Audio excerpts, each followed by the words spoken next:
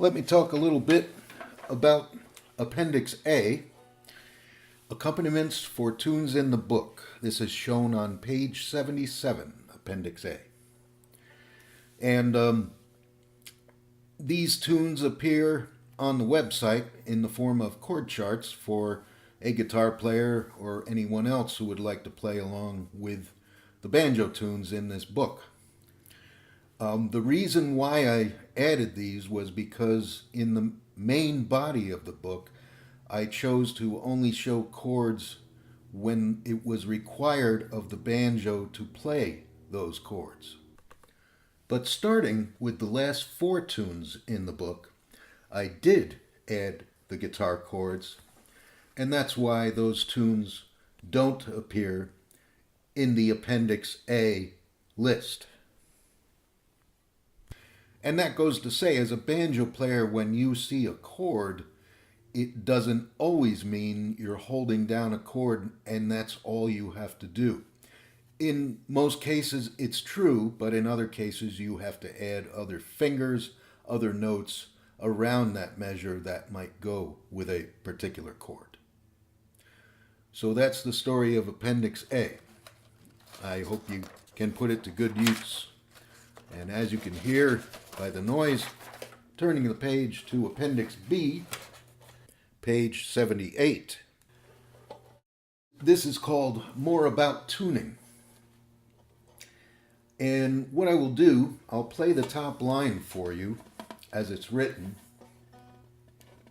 So if you are tuned to a tuner that can tune up your 4th string, then by fretting that 4th string at the 5th fret, that should match your open 3rd string, both G pitches. There it is again. 5th fret, 4th string, and open 3rd string.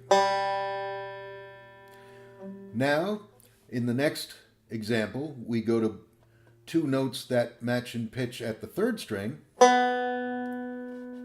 and the open 2nd string. 3rd string, 4th fret, and 2nd string open. So assuming you've gotten that far with the tuning, then you go to 2nd string, 3rd fret, play a D pitch, and that matches your open 1st string, D.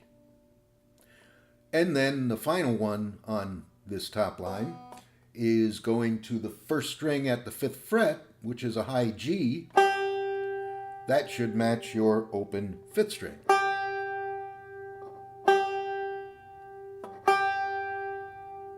So 1st string, 5th fret, open high G string. And this is the, I guess you would call it, the old-fashioned method of tuning, but it can be useful. Say if your tuner battery died and you don't have anyone around to borrow a tuner from, it's one way to get your banjo in tune. Then down below, we have example 1. Here Comes the Bride. And this is to check the tuning of a pair of open strings, the 4th string open and the 3rd string. So if you play that tablature number 1 as written, you get this sound.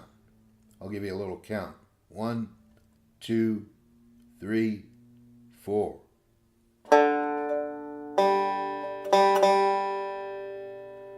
And if those 2 notes are well in tune, you should get a nice consonant sound in the ringing of those 2 strings.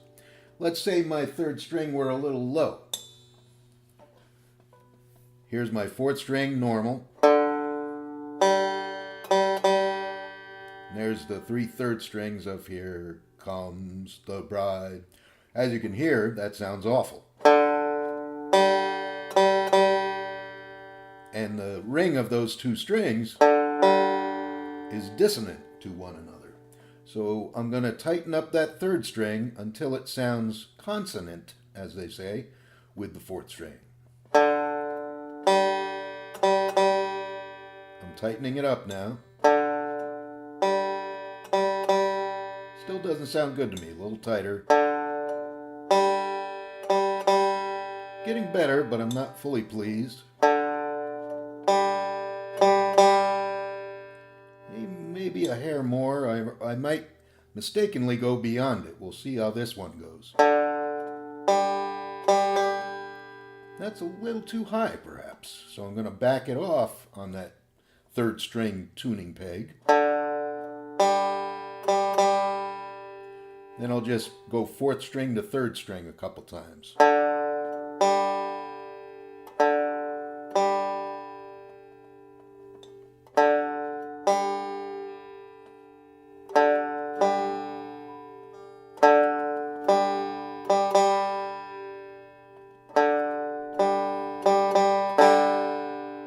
That's pretty good right there. Number 2 is Red River Valley. And first of all, I'll play you the Red River Valley snippet there with a count off. 1, 2, ready, play.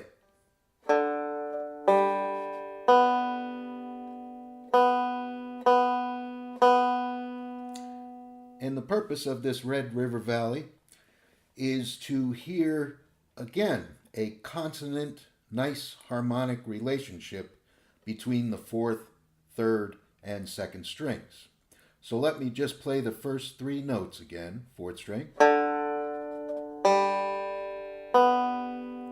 And that's pretty nice. It's also taps on the bugle. Second half, that was terrible. Let me play taps again.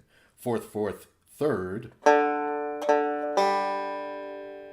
And then fourth, third, second.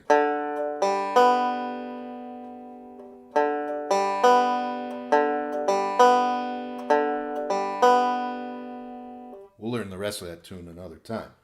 But as you can hear, the harmony is very feeling good between those 3 strings. Now, if my second string were a little out of whack, this time I'll tighten the peg on my second string. See what I get. Nice, huh?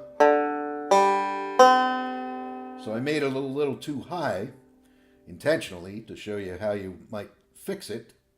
So I'm going to bring that second string peg gradually looser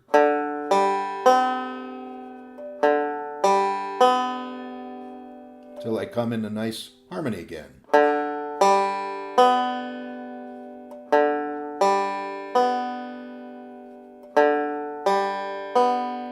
Yeah, I'm liking that.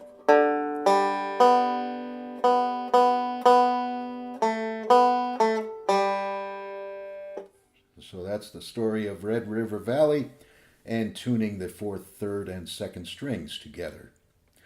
Now we come to the Star Spangled Banner. Let me give you a count off. This song's in 3/4 time, so I'll just count to 3 and play it. 1, 2, 3.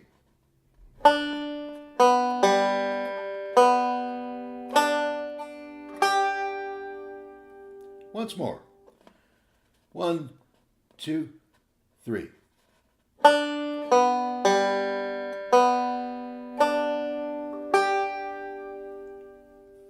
They haven't had a banjo yet. Play this at a football game. Why not? Yeah, right. When something freezes over, that'll happen. Anyway, that's a good way to check the tuning of your main strings other than the fourth string open. You're checking the first string against the second, then the third string against the second, heading the other way, third string, second string, first string, and even the high G. Let's say my fifth string were a little too low. I'll knock it out of whack.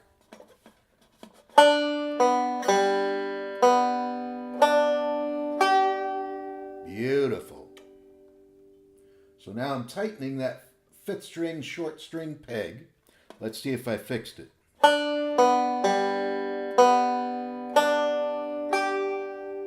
quite. Give it a little more tweak, tighter. Let me try it again.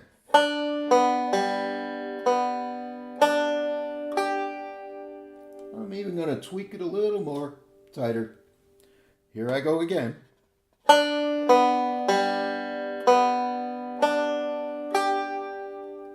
Little more. These are very tiny increments. I'm tightening this peg. So hopefully I won't go beyond where I want it to come to. Here it is again.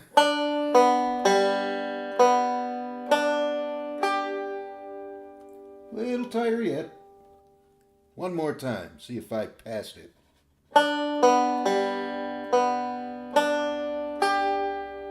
I did go a little too high, so I'm loosening that peg a little now. Fifth string peg we're talking about.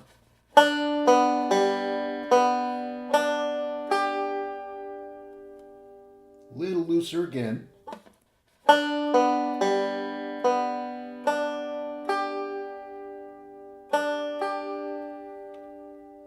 Still sounds a little too high. Loosening the peg a little. I like that. Let's see if the whole banjo rings with a strum now on the open G chord.